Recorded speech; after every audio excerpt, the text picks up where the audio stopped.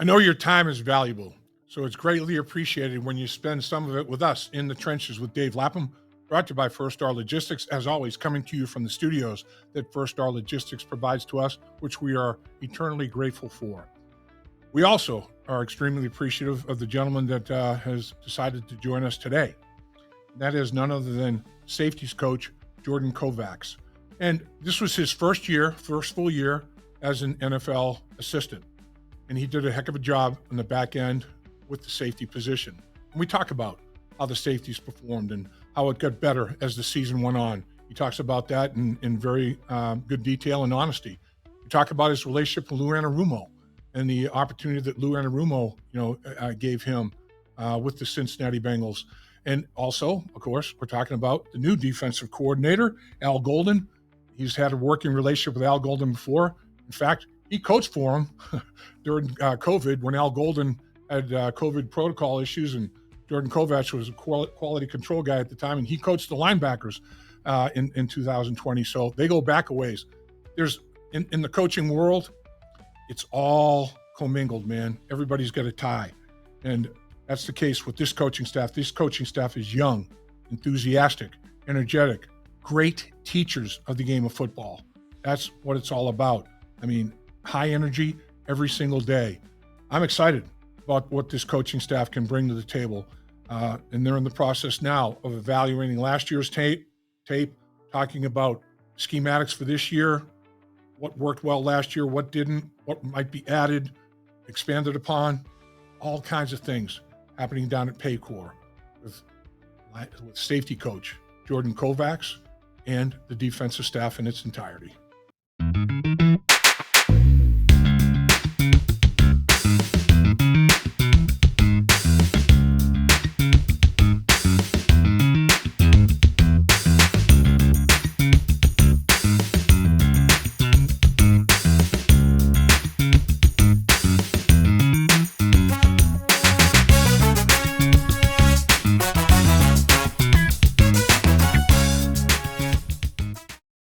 Well, we know you've got a lot of things you could be doing with your time, and we do appreciate you spending time with us in the trenches with Dave Lapham, brought to you by First Star Logistics. As always, we're in our studios that they provide for us, and they are second to none, man. It's high cotton in here. Really good work environment. No question about that. And, man, do we have a guest for you? Yes, we do. This is a brilliant young football mind, high-level football IQ. Okay, so here's a guy that understands work ethic as well. He walks on at Michigan. Okay, he walks on, and then he's a freshman All-American while he's at Michigan after walking on. And then he becomes captain.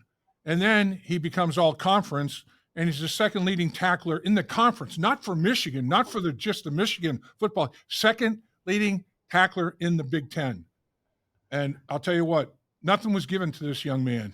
He has earned everything. And I got a tremendous amount of respect for safeties coach Jordan Kovacs. Coach, appreciate your time, sir. I appreciate it, Lap. Thank you very much. Thanks for having me.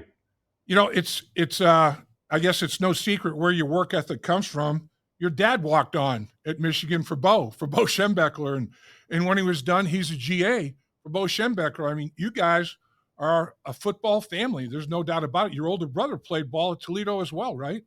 Yeah, my older brother actually was committed to Baldwin Wallace, and then he transferred to Toledo, or ended up at Toledo before he got to Baldwin Wallace. But he didn't end up playing. But he did. He was a really good high school football player, and sure as hell would have made a hell of a player at Toledo. I know that. And what about your dad? I mean, your dad, he kind of was the initial stage or phase of the legacy that the Kovacs family has up at Michigan, wasn't he? Yes, he was. Yeah. Early in his career, in his playing career, he decided he wanted to play at Michigan, and he walked on there, had was around some great football teams playing under Bo Schembechler. And I think that's when the brainwashing began for me. You went to a lot of Michigan games, didn't you? I grew up going to the Big House. Yeah. So, I mean, we grew up with season tickets. So I was at damn near every game growing up. And I just grew up with such a passion for the Maize and Blue, and it's funny how things worked out. It's amazing. Bo is one of those kind of guys that I mean, his personality is magnetic. I mean, it's like not just as a football coach, but just as a human being. And I was Yeah. fortunate enough to have him as my coach at the East-West Shrine game. It was the Hula Bowl. It was the Hula Bowl. He was our coach out at the Hula Bowl. So I thought, Hula Bowl, man, this is going to be great. At the beach. I mean, Bo's like, men, we got 2-a-days. We got 2-a-days starting tomorrow. We had 2-a-days in Hawaii instead of fun in the surf. And he's like, we're going to get ready to win a football game. And we crushed them. I mean, but I had so much respect for him and grew fond of him so quickly. He was one of those kind of guys that you believed in right away, don't you? Yeah, that's, my dad had told me countless stories of Bo Schembechler, and he probably would tell you that he raised me in the light that Bo coached his players with. And that story kind of resonates because that's how Bo was. He's just competitive. He's tough love, and he's demanding everything that you want in a coach, and really everything that you want in a leader. So you've really had a very meteoric rise, a very quick rise to the ranks of being safety coach for the Cincinnati Bengals. Take us through that process. Take us through what led you to where you are today. Yeah. Obviously I played in the NFL, and really coaching is a funny business. I think, you always know that every profession, it's about networking and it's about who you know. And I played under Lou Anarumo. Zach Taylor was on the staff in Miami. Mark Duffner, Jimmy Turner, a lot of guys that were on the initial staff here were on that staff when I was a player for the Dolphins. And so as soon as Zach got this job, I was a defensive graduate assistant at Michigan under Jim Harbaugh. And I'd reach out to Zach just with, possible interest in being a part of the staff here. And sure enough, Zach and Lou reached back out, and they offered me a quality control position. And from there, just like it was as a player, it was just about getting better every day, being a sponge, absorbing as much as I could, just trying to get better as a coach, as a person, as just trying to get better every way that I could. And that's kind of how I've always approached my job. And so I think over the course of several years, I became a better coach, and ultimately last offseason when a position opened on staff, they slid me right in to be the safeties coach. So it's been a process. Some would say it was meteoric, but to me, it felt a little longer than than others. But you paid your dues, no question. You know what I will say though, Lap, is, I think a lot of times guys get jobs really quickly, but I just find so much value in being a quality control coach and doing it from the roots on up. And as a QC, you feel maybe like you're underappreciated, but you are in there with the coordinator every day, devising game plans and just organizing how you want to structure your installs. And then you're the one that's drawing it, right? You're drawing all the defenses, and there's no better way to really learn defense than to draw them, because you're learning every position and how all the techniques tie in together. So that's not something I would have ever wanted to pass up. When you look at it, all the coaches you were exposed to, and you mentioned Jim Harbaugh, who's got it better than us? I mean, that's just no kidding. I mean, that's his deal, man. And, right. and it's so true, though. I mean, it's you work hard, but there are tremendous rewards, man. Who's got it better? And you mentioned that when you were a quality control coach. Well, in 2020, the COVID pandemic, and Al Golden was in concussion. He was in COVID protocol. Yep. All of a sudden, who's the linebacker coach that week against the Pittsburgh Steelers in Week 10? Quality control coach, right. Jordan Kovacs. So your relationship with Al Golden goes back to that, and maybe even before that. Talk about the new defensive coordinator that you're going to be working with. Yeah, it is exciting because Al, I think, is just such a good coach. So as a Bengals fan, there's a lot to be excited about. Obviously, it's hard seeing guys that you've been around for so long leave the staff, and there's no questioning the success that Lou and that staff has had over the last several years. But sometimes change is necessary, and I'm just so excited to be a part of this staff with Al. Al's a very detailed. The one thing about Al is nobody will outwork him. Nobody. And I mean that. I mean, he is just constantly trying to evolve as a coach. He's constantly trying to find answers. He's a guy that's very detailed. He's going to make it black and white. We're going to do a good job. getting together as a staff and making this thing black and white for the players and just eliminating as much gray as we can, getting those guys to get their cleats in the ground and play fast, right? Focus more on the fundamentals. So I know Al's passionate about it. I know it's January 31st. I'm ready to go just after talking with him all week, but I'm excited about it. It seems like, Al, when he was here as a linebacker coach, he was, unbelievable energy and enthusiasm. Every single day he was the same guy. There was never ups and downs, and he was always at that high level of like you say, preparation, detail, enthusiasm, excitement. Great day for football, man. I'm a football guy. That's just exactly what he is. And he seems to have surrounded himself with this staff. Jerry Montgomery, 9 years with the Green Bay Packers. You're with one organization for 9 years, and you go through, different general managers, different head coaches, different coordinators.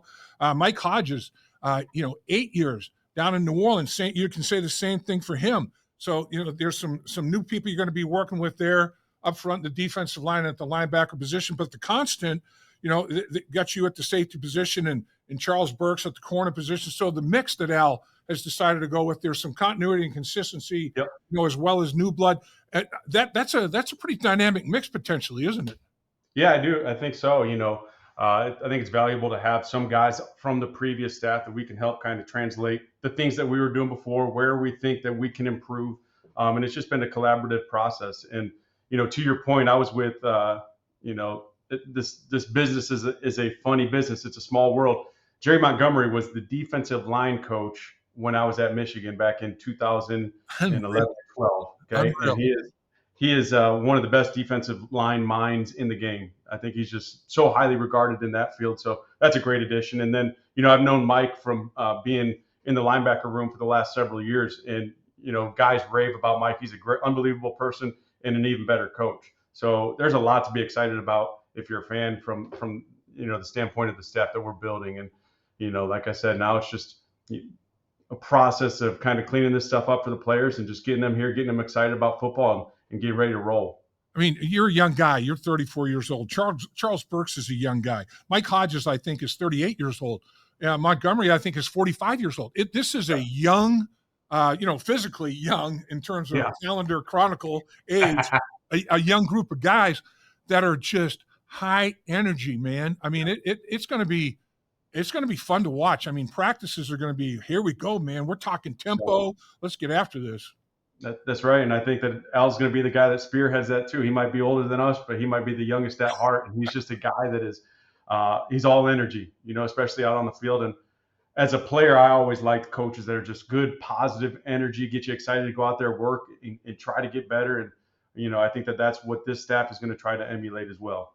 It's Al obviously can look at tape and he can see things and he can say, okay, well, that little package, that's similar to what I believe in, what I did at Notre Dame, as a coordinator. I played a lot of man coverage and, I rushed with 4 and then covered people. And we got some people and we're going to have to get some other people. But when he can look at the actual tape, but the thing where you guys provide value, not only in that regard, like you said, things that worked well are this one, maybe we should junk this one. This one really didn't give us much mileage, but the people, know the guys, what their makeup, their personality, what the hot buttons, all those kind of things. That's invaluable as well. Not just watching tape, but you've been on the grass with these guys. What guys can come off this field and say, hey, coach, man, this guy he's a blazer. I need some help here. Whatever the case may be. You guys can provide all of that for Al as well. No question. I think that that's invaluable input. And that's kind of been, the process so far is just kind of helping him get familiar with the personnel. And Lap, like as a player, you feel, the tape only tells you so much. You might know, you can maybe see measurables, okay, but ultimately, like it's more than that. It's about character. It's about accountability. The guys that you trust on the field. It's about being just a natural, instinctive football player. So sometimes you don't get necessarily a feel for that just from the tape alone, and that's where maybe Chuck and I can provide some input as well. So what's it going to be like now? The staff is just put together. Is everybody? You guys have probably way far ahead in terms of breaking down every play, that your players performed in last year? Is the entire coaching staff doing that by position group, or do you have to do something before you get into that? Is there a meeting of the minds collectively as a staff to talk about overall philosophy and all that sort of thing before you attack the tape? Take us through kind of like the ABCs of what goes on when a coaching staff like this is being assimilated. Yeah. So the first thing that we're going to do is we're going to evaluate our players, right? And that's where Chuck and I are a little more familiar with them. But I'm sure Jerry, the second he gets in here, Mike, the second he gets in here, those guys are going to be evaluating their players and getting a feel for their personnel. Yep. And from there, then you make decisions on, okay, what do we need in free agency? What do we need in the draft? Right. And then from there, you get rolling. The next thing you know, it's the combine and you hit the ground running. But that's kind of how you kind of structure the offseason. And then when you're a new staff like this, we're going to spend a lot more time talking scheme, right? So it might be scheme in the morning, personnel in the afternoon, scheme in the morning, personnel in the afternoon. And you just kind of do that throughout the first several weeks. And, hopefully by the end of the offseason and by the time you get into the thick of the draft, you're in a good position. A big thing with players, coach-player relationship is when players look at a coach, they look for credibility, and mm-hmm. they feel the guy out and, oh yeah, man, this guy's the real deal or whatever. But, credibility. How about Al's scenario where the last game that he was with the Cincinnati Bengals was the Super Bowl against the Rams? The last game he coached at Notre Dame as a defensive coordinator was the national championship game against Ohio State. You know what? If I'm a defensive player, I'm like, dude, I think I might listen to this guy a little bit. I think he might have something on the ball. And that is, that's kind of a groundbreaker right there, isn't it?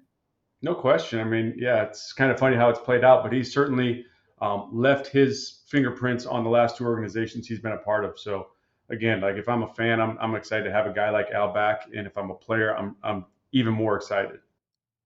I know you were busy as hell with what you're going on with the Bengals, but did you kind of keep like at least an eyeball on Notre Dame? And man, look what's going on with Al and Notre Dame up there, man.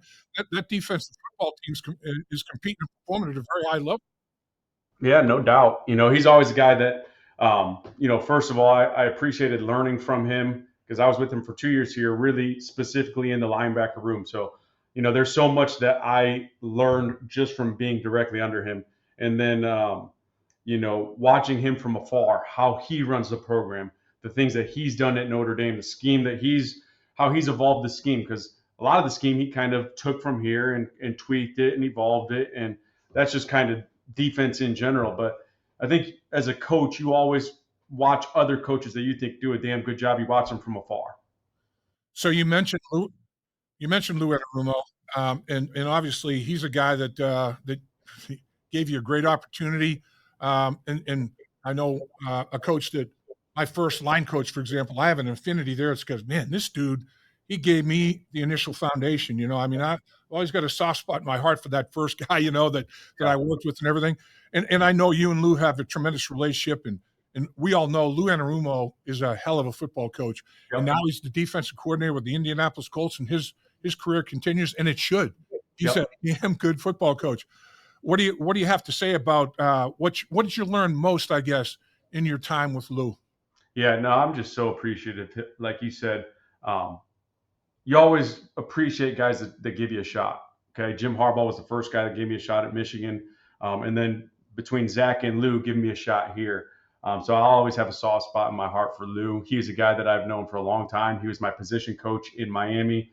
I've just learned so much from being under him as a player and a guy that's kind of grown throughout the ranks as a coach. So like I said, just being able to work firsthand with him, just developing game plans, also some of the outstanding defenses that he's coached and tweaked, just such good learning experience and such good growth for me as a young coach in this league.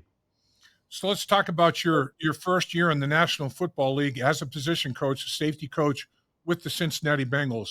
Yep. What's your biggest takeaway? What was the biggest thing that you learned during the course of that process the entire year? Yep. I think the biggest takeaway that I have from last year, it wasn't always pretty. Okay, I do feel like we got better throughout the season, but when you think we were a 4-8 football team, okay, and we've been a part of teams that were 4-8, and then you go on a stretch and you win your next 5 games, I think that tells me a lot about the character of the guys that we have on both sides of the ball. Okay, and I think that that's encouraging as a coach because that's something that you can work with. That's not something that you can just teach. But that's grit, that's resilience, that's toughness. Because a lot of 4-8 teams they tap out. Okay, not this team. So I like the makeup of these guys, and then it's just on us as coaches to coach these guys up, clean some things up here and there, tweak some things here and there, get them to play faster, and then focus on the fundamentals. Right? Let's be better tacklers and let's disrupt the football. But if we can do those things, with the makeup of these guys on this team, I think we can be a pretty damn good football team. When you look at Al Golden's tape, it's kind of interesting because it looks like, oh my gosh, man, he's doing a ton. But then when you really study it, it's like, he's doing a few things, but he's getting to them a bunch of different ways. It's like Paul Brown was the greatest coach that I ever played for, and PB would, okay, guys, we're making too many mistakes. Like I had in my first 2 years in the league, and he'd go,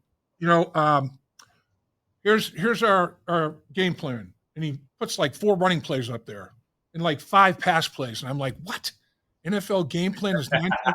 And he goes, but we're going to get to these a myriad of ways. We're going to have all kinds of personnel groupings. We're going to have all kinds of formations, motions, window dressing. But here's the core. I want you guys to understand conceptually what we're trying to get done in terms of blocking patterns and route trees. And these are I want us to simplify, give you guys less to concern yourselves with, and let's get good at these. And then add more to the inventory.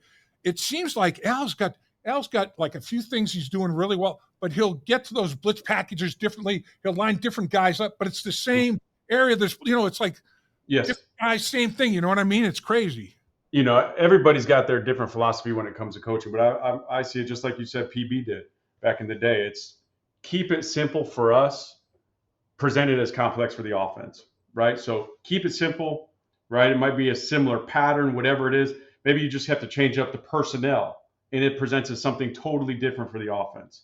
And the more that you can do that, you can get really good at the fundamentals, right? And you can keep it as much or as complex as you can for the offense. And that's really the beauty of football. Yep, no doubt. It seems like Al's the kind of guy, too, that's egoless in terms of, hey, I'm about collaboration. Yeah. If you have an idea as a coach, let me hear it. Let me hear it. Let me evaluate it. If players come off the football field and like, Coach, God, that dude is fast. You got to give me some help over there. Whatever we're doing, man, make sure I get some help. This dude is a freak. Or, the D lineman comes out. This guy's a beast. I don't think I can handle him in one-on-one. I'm going to be honest with you. Those are the guys on the ground. It seems like he's the kind of guy that listens to that kind of stuff, and it's going to be a big collaboration, is it? Yeah, no question. I think that's what Al does. I think that's what all outstanding leaders do is you collaborate, right? You listen to everybody in the room, whether that's your assistant coaches or on game days listening to the players, or throughout the week listening to the players. They might like something, because what's most important is not winning on the board, but what are your players comfortable with? What do they see? How do they feel it? And do they like it? Right? Is it something that they are buying into? And like I said, the more that you can do that, the more that you can keep it simple, make it easy to teach these guys, and then you can focus on other things like the fundamentals, the ball disruption, the tackling. That's where you become a better football team. So to your point, Al is a guy there is no ego, right? There's no ego there. He's an outstanding leader. He's a guy that's going to listen to, like you said, we've got a younger staff. Sometimes those voices may not be heard on other staffs, but Al's not that way. He's not wired that way, and he's going to listen to his coaches. He's going to listen to his players. And that's one of the things that I admire about Al. You just said something that is such a great statement. Win on the board. Who cares if you win on the board? Honestly, man. I mean, you may have all the greatest intentions, and oh yeah, man, I got every nuance covered.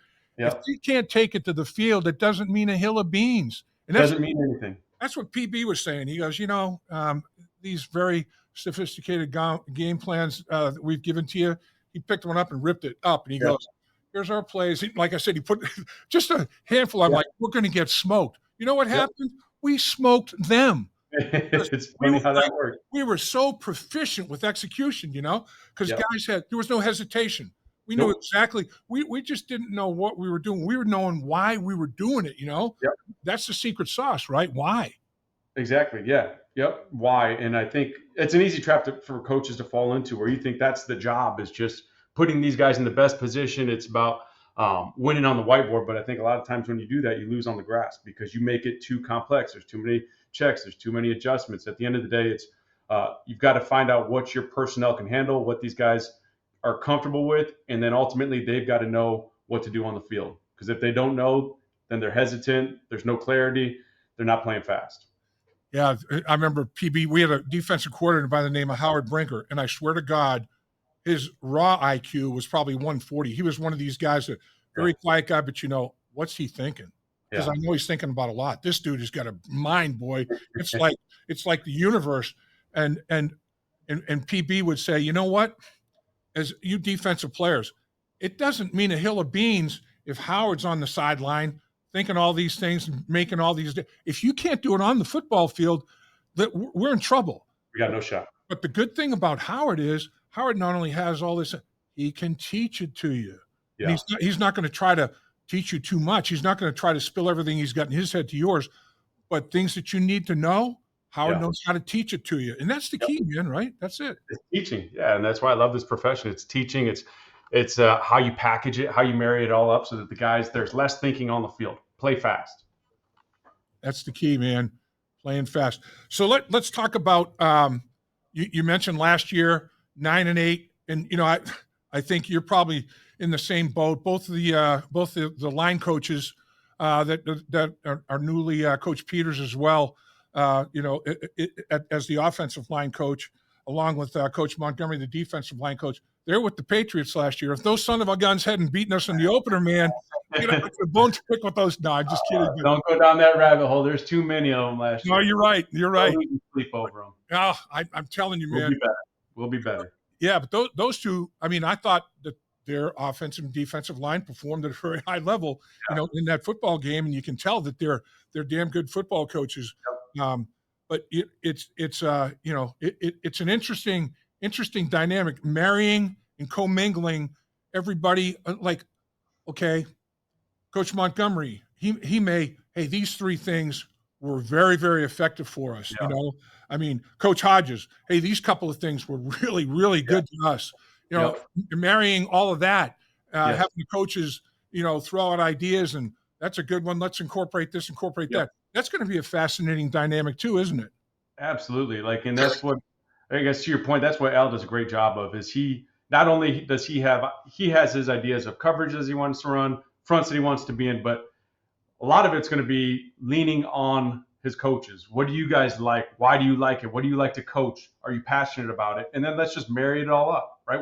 We can somewhat tweak some things from the old scheme, and then we can start from scratch and make some things new, give it some new life, and package it so that we can teach it well to the players and get those guys to buy in. But he's already been raving about both Jerry and Mike ideas that they have, to help in the run game, and then how we can marry that up with the coverage and in the back end. And it's going to be a process, but it's going to be a fun process. Yeah. If you're going to cookie cut or something, say, here's what I am, here's what my scheme is. And I don't give a damn if you can't do it. If you can't, I'll go find somebody else.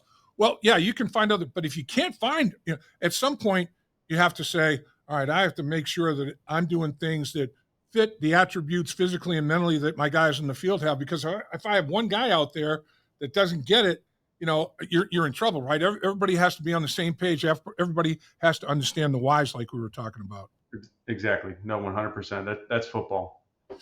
So let's talk about your back end. How did the safety position play for you overall as you reflect back on your first year as a safety coach? Yep. We got better as the year went on. It wasn't perfect, like I said. Ultimately, it wasn't good enough. The standard here is to be in the playoffs, and we didn't do that. But I will say, like I said, we were a 4-8 football team that ultimately won 5 games down the stretch. And I think the safety room in general, I felt like had an upward trajectory as well. Once Jordan Battle got in there and got his feet wet and started getting comfortable, started getting some experience, I feel like he's a guy was trending in the right direction by the end of the season. He's starting to become a more consistent football player in his second year, and he's a guy that, frankly, I expect him to take off. We got to start putting more on his plate. He's physical. He's a tough kid. He wants to be great, and it's just a matter of doing the little things, being consistent, playing with good eyes. And he's a guy that, again, I'm excited to coach in going into his third year. And Geno played a lot of football for us, and like Jordan, I think that he had an upward trajectory. He kind of went with the rest of the defense as the season went on. He had, I think, a stretch of 3 straight games where he had a pick. He's a guy that has good instincts on the back end, and he just has a knack for finding the football. And I think once we start playing better ball defensively, those turnovers are going to start coming in bunches, and that's just kind of the name of the game there. But overall, we have a good young room, a developing room, guys that I'm excited to continue to coach. We've got Dejon Anthony. He made some noise in the preseason. He's a guy that, he's got some ability. He can be a guy that works into some third down packages, but I'm excited for him to compete with Tyson Anderson, who is maybe one of the best special teams players in the game. And my challenge to him is let's try and carve out a role on defense. So guys that are all really trending in the right direction. And, I'm excited to work with these guys and to continue to develop these guys as well. And as always, I mean, you dealt with injuries back there. That's life in the National Football League. Guys are going to get nicked up and miss, X number of snaps, X number of games. Hopefully not too many of those, but, you like to try to have as many guys play together for as many games as possible because of the continuity and consistency factors and all that goes along with that as well, right? Yeah, I mean, the more these guys really, the more that these guys play together, the better they're going to get. And that's why it was just a process of getting Jordan involved more in the game plan. And I think that you saw his game kind of trend in the right direction as the season went on. And the more that they play together, the more comfortable they are, the more that they trust each other. And defense is a lot about trust. It's kind of like playing offensive line, trusting that your teammates are going to be where they're supposed to be. And it's kind of one of those things that maybe you can't exactly put your finger on, but when you see a team that's accountable, that trusts each other, a defense that does that, then you see it. You feel it.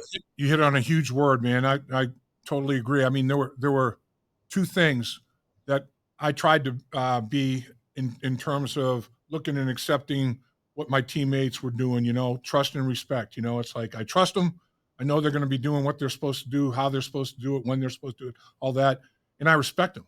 I respect their abilities, to be able to get that done. When you have those 2 things, it's a powerful thing. It's like 1 + 1 = 3 a little bit.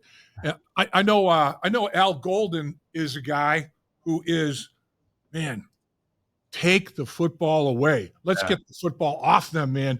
I mean, I remember his tackling drills specifically. One guy maybe stands him up, the other guy targets that football, man. He either punches it out, sticks the helmet in there, does whatever. And then, I mean, at Notre Dame, tops in the country, takeaways, interceptions. He's all about the ball, isn't he? All about getting that ball out, right?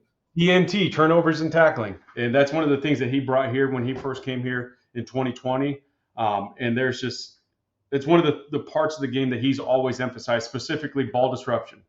And right. I think that, there's such a strong correlation in this league with turnover margin, right? The more turnovers you force, right? If you're in the positive, if you're in the green, you're going to win a lot of football games. And that's what this game is about.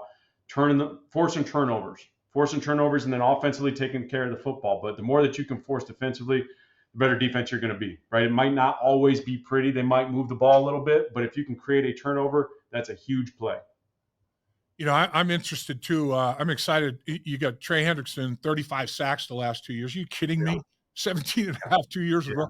I mean, he's a genetic freak. I mean, a genetic marvel, phenomenon, whatever. He is. I'm real excited to see what Coach Montgomery does with Trey because, Coach Montgomery's a guy that was like, okay, I'm going to not only draft and I'm going to develop the young players, but I'm also going to try to develop, the veteran guys.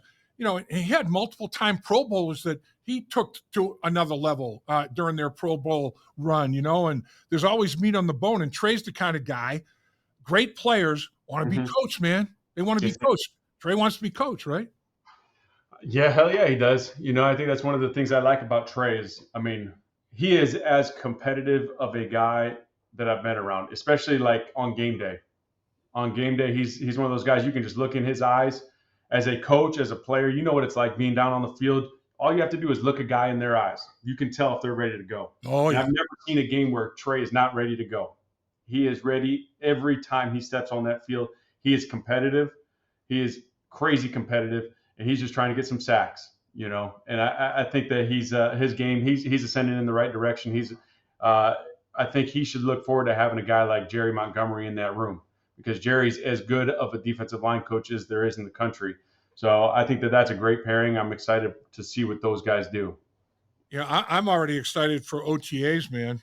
OTAs, mini camp, training camp. I really think that everything is going to be the tempo, the pace. Yeah.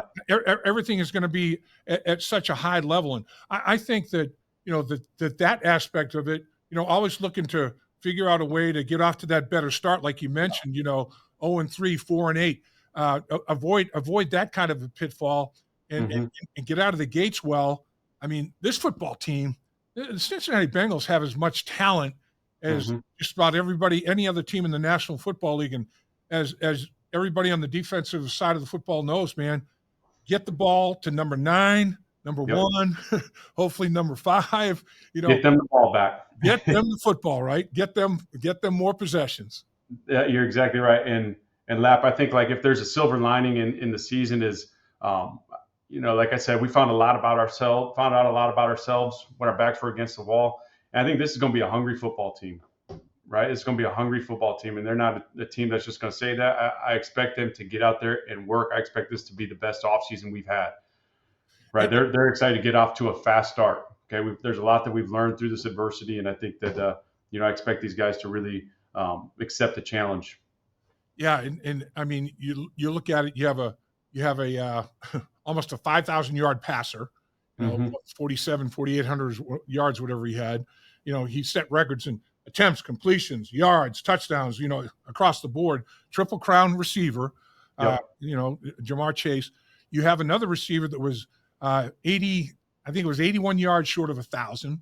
You have a tailback that was 19 yards short of 1,000 yards. I mean, there's a lot cooking there on the offensive side of it. So this place has become a destination. This organization has attracted outstanding coaches like yourself and other young football coaches that have a lot to give. It's the same way with players. Players want to go where you can have a chance to win a ring, man, right? Yep. Yeah, I think there's only a handful of guys, at the quarterback position that can win it. And we've got one of them. And I think that you just went down the list. There's a lot of good football players on the offensive side of the ball. I'm glad we don't have to see them every Sunday. I'm glad they're on our team. Yeah, and another one, Chase Brown. Don't want to forget about him. His scrimmage, catch the ball out of the backfield. His blitz pickup got light years better. I mean, he's a hell of a runner. If you give him a crease, man, can he accelerate? He goes 0 to 100 quick, man. 0 to 60 quick. Crazy. Yes. Coach, dynamic. I'm excited, man. Me too. I'm ready. I can't wait to watch you guys out there doing your thing, getting everybody better every single day. Every single day is going to be a good day for football for the Cincinnati Bengals in 2025. Coach, can't thank you enough. Appreciate your talents. I mean, you're a young, intelligent, dynamic football coach, man. And I know the organization, the city of Cincinnati is really glad to have you, sir. I appreciate that, lad. Thank you very much. Have the best day you ever had. Yes, sir. Let's do it. Hey, Dave Lapham here. While games are over for the season, there's no off-season for the First Star Media Group or First Star Logistics. Join me in the trenches and Joe Goodberry of Bengals on the Brain here on the First Star Media Group YouTube channel. First Star Logistics gave away great prizes during the season, which will continue with exclusive content and special giveaways during the off-season. So please subscribe to the channel and hit the like button to help us continue to grow the channel.